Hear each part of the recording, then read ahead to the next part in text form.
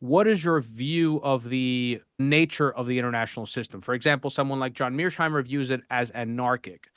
What is your conception? Well, as you can probably guess, I don't love labels because I think that they oversimplify. So I like to describe things either in paragraphs or articles or books. But basically, I believe that peace and international cooperation are vital and achievable. And the difference between me and John Mearsheimer, who I admire enormously and like very much as an individual and like as a personal friend, is that he believes that in the anarchic relations of governments, tragedy is inevitable. His great text is called The Tragedy of Great Power Politics. And his view is that because there is so much insecurity in an anarchic world, great powers are bound not only to jostle with each other, but to struggle for dominance. And if two are struggling for dominance, one wins and one loses. The setup is a zero sum, or I would say a negative sum game. In fact, the title, Tragedy, suggests a negative sum game where the struggle goes on and in some sense a disaster ensues.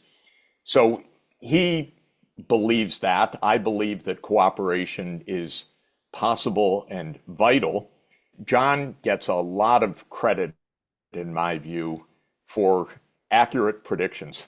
And I can mention several, but two that I would mention are his predictions that US foreign policy vis-a-vis Russia, and specifically in Ukraine, would lead us to confrontation. He gets a lot of credit for that because he was very clear on that point in 2014 and has been clear on that ever since. And he also made a prediction which is, in a way, even more powerful, that back in 2001, 2002, when his great book was published, he said the relations between the US and China are benign, but as China continues to grow, they will develop into hostility. And if you had asked me back then, 20 years ago, I would have said, come on, John, there's no reason for that hostility. And 20 years later, his prediction was accurate.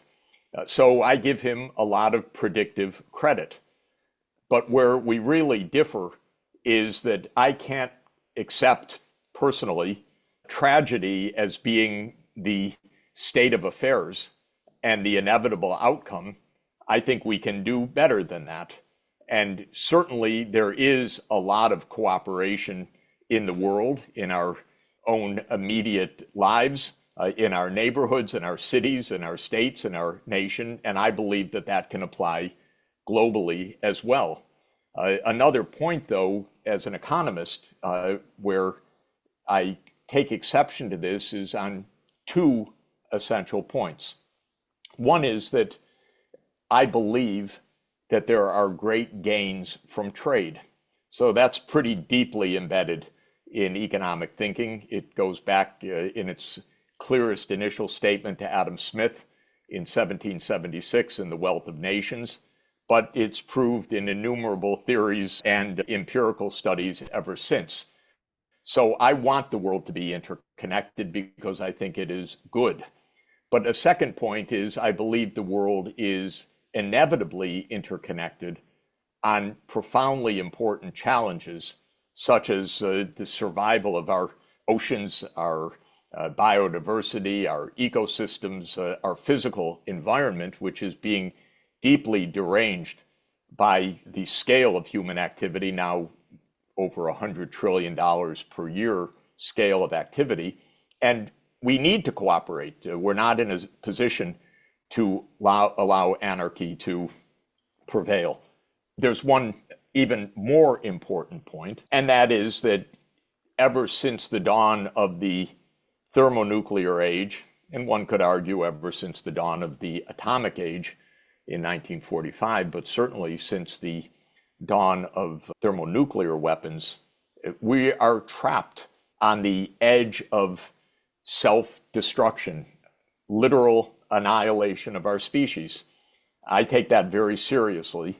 So while we've had tragedies in the past, World War I, World War II, the 30 Years' War, innumerable tragedies that John Mearsheimer could explain very, very well, I believe we can't afford yet another tragedy of this kind, because in the thermonuclear age, everything is different.